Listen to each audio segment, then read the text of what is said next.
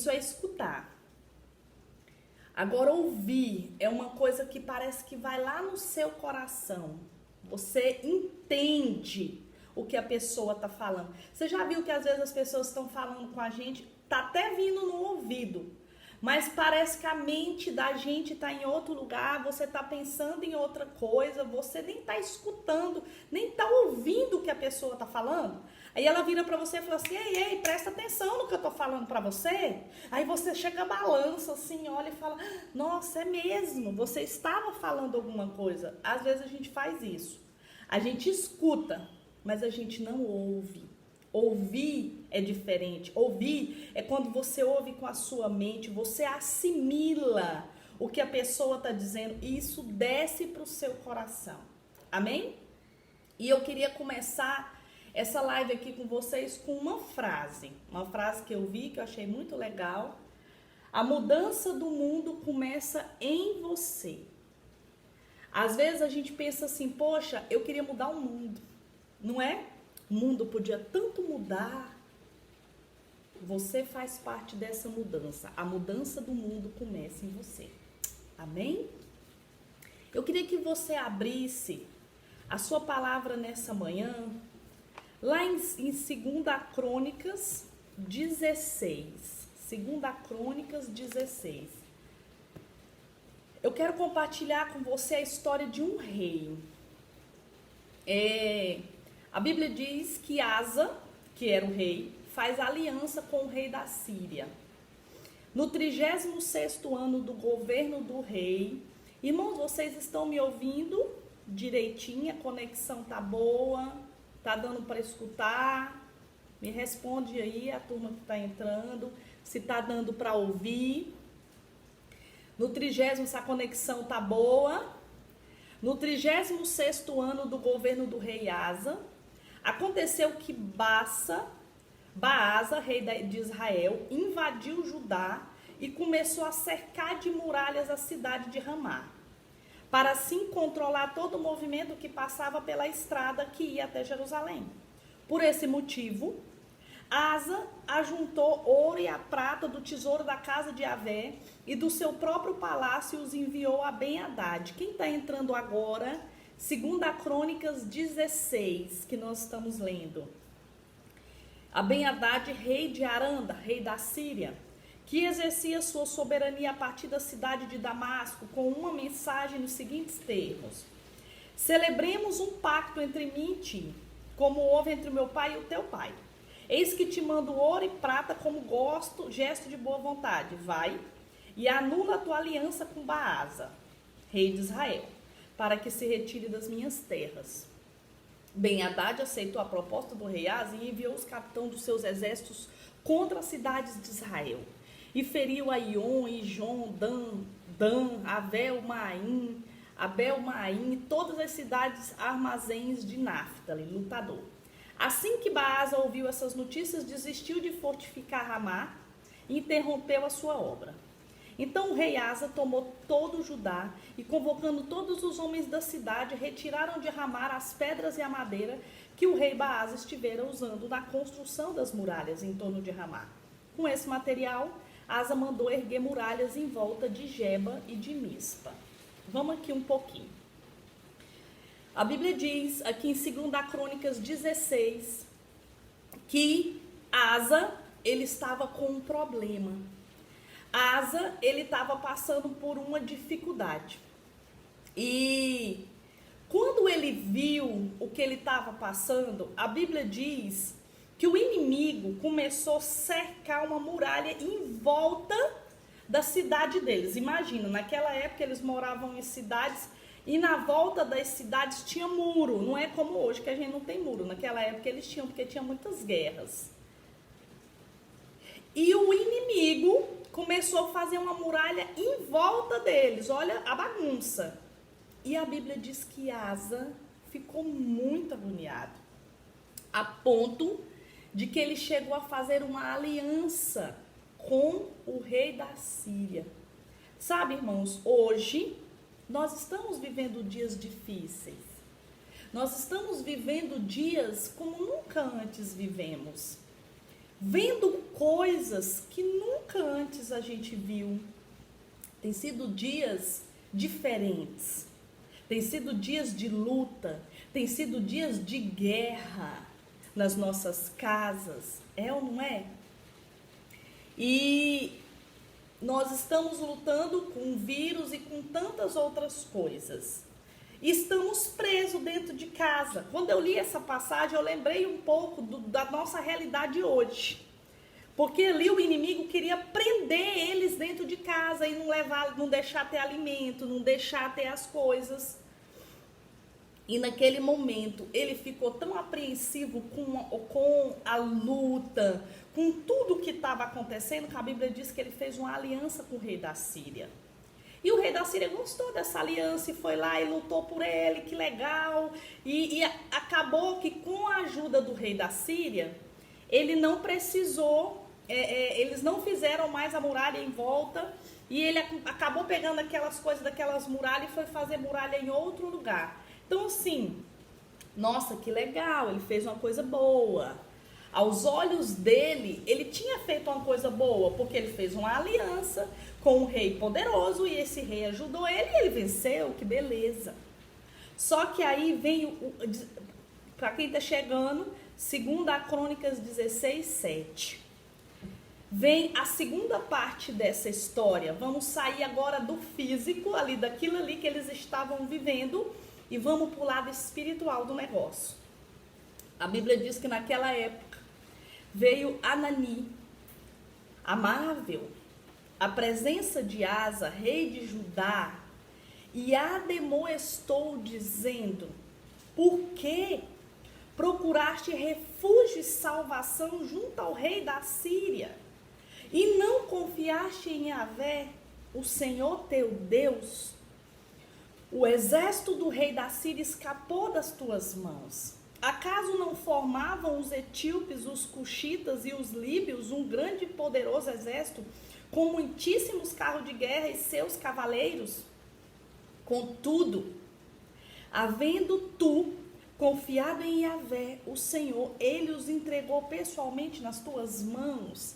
O que Anani, o profeta da época, falou para ele? Olha, por que você foi procurar refúgio e salvação no rei da Síria?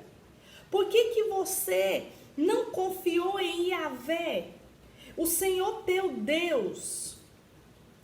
Aí eles tinham tido uma outra guerra, que ele fala aqui, né, com os etíopes, os cuxitas e os líbios, de um exército muito poderoso. E nessa época, dessa vez, Asa pediu ajuda a Deus e Deus tinha ajudado Asa. Então Asa tinha o que lembrar. Asa tinha uma história com Deus, de um Deus que em determinado momento da vida dele tinha ajudado ele numa situação. Não era a primeira. Então ele podia se lembrar do Deus que ele servia e que já tinha ajudado ele. E ele fala assim, afinal, olha só o 9, o versículo 9. Contudo, havendo tu confiado em Yahvé, o Senhor, ele os entregou pessoalmente nas tuas mãos. Aqui ele diz que ele entregou nas mãos dele o inimigo da outra vez. Aí ele fala assim, afinal, no 9, quanto ao Senhor, os seus olhos contemplam toda a terra, para revelar-se poderoso. Faz aí no seu lugar, poderoso. Faz aí, poderoso, para com aqueles cujo coração é plenamente dele. Eu quero que esse versículo fique no seu coração. Hoje nós vamos falar de coração, amém? Faz aí, coração. Nós vamos falar um pouquinho sobre os nossos corações. Nós vamos falar um pouquinho sobre coração. E ele fala, quanto ao Senhor, os seus olhos contemplam toda a terra. Irmãos, eu creio que hoje também isso acontece. No dia que eu estava orando, o Senhor trouxe muito forte esse versículo ao meu coração. Quanto ao Senhor, seus olhos contemplam toda a terra. Deixa eu dizer para você, os olhos do Senhor estão te vendo. Os olhos do Senhor, amém. 2 Crônicas 16:9, o versículo. Os olhos do Senhor, Ele está te vendo. Os olhos do Senhor passam por toda a terra. Os olhos do Senhor têm passado pela sua casa. Deus tem visto a sua vida. Olha, hoje, no contexto do que nós estamos vivendo, cada casa tem uma realidade. Você sabe qual é a sua luta. Você sabe o que tem vindo contra a sua vida, que tem trazido medo, que tem trazido pânico, que tem trazido um pavor. Você sabe, como eu sei, as minhas lutas. Como eu sei quais são as minhas dificuldades, quais são as minhas lutas, quais são os temores que eu tenho tido que vencer. Qual é a realidade da minha casa hoje? Do mesmo jeito que a sua casa tem uma realidade, todos nós estamos enfrentando uma realidade dentro das nossas casas. Cada um de nós tem um trabalho diferente, temos filhos de idade diferente, temos maridos diferentes. Mas deixa eu dizer algo para você. Um único Deus. Diga aí no seu lugar. Um único Deus. Aleluia. Poderoso. Os olhos dele contemplam a terra para revelar-se poderoso, para com aqueles cujo coração é plenamente dele. Eu falei para vocês que nós iríamos falar hoje sobre coração. Então eu quero deixar uma pergunta para você nessa manhã. O seu coração é plenamente dele? Porque ele vai se mostrar poderoso, mas para aqueles cujo coração é plenamente dele. Como está o seu coração? E quando eu estava olhando essa palavra, veio algumas perguntas a mim, ao meu coração. Quais decisões você tem tomado na hora da angústia? Quais decisões você tem tomado nesse momento de luta? E com quem você tem feito alianças? Com quem você tem feito alianças? E em quem você tem buscado ajuda? Talvez você, assim como eu, nós temos Deus. Nós servimos a Deus. Nós cremos no nosso Deus. Então, na hora da luta, cuidado com os bem-andade. Cuidado com as facilidades. Cuidado com quem você está fazendo aliança. Cuidado para quem você está pedindo ajuda. Porque nesse momento, irmãos, é tempo de olhar para cima. É tempo de olhar para Deus. É tempo de pedir ajuda para o nosso Deus. Esse Deus poderoso, que Ele pode fazer infinitamente mais na minha casa, na sua casa. Dessa manhã, eu vim com essa blusinha. Tudo passa, mas o amor do Senhor permanece para sempre. Amém? Eu quero dizer para você que eu creio que esse vírus vai passar. Do mesmo jeito que a sua luta vai passar, que as angústias vai passar, que o que você está vivendo hoje vai passar. Amém? Mas o amor de Deus permanecerá. Amém? Enquanto nós estivermos aqui nessa terra, enquanto nós servirmos o nosso Deus, o amor dele permanecerá, porque a Bíblia diz que tudo passa, mas o amor do Senhor permanece eternamente. Então, naquele momento, Anani virou para aquele rei e falou: olha, nisto você agiste como um louco, como um insensato. Por isso, desde agora terás que enfrentar muitas batalhas. Olha, por conta do que ele fez, Anani disse para ele que ele tinha agido de uma forma insensata. Que nós possamos nesse momento ter cuidado com as insensatez. Ter cuidado com aquilo que nós fazemos por causa das lutas, das dificuldades e de uma hora para outra. Vamos orar. Vamos colocar diante de Deus, vamos crer que o nosso Deus é poderoso para fazer, amém? E domingo eu estava aqui em casa e que culto, hein, irmãos? Que culto maravilhoso nós recebemos da parte de Deus domingo. Meu Deus, como foi especial poder ceiar com os meus filhos e o meu marido na minha casa. Que privilégio, foi assim um dos melhores cultos da minha vida, irmãos. Pela importância de estar na minha casa, de estar com a minha família, ceando.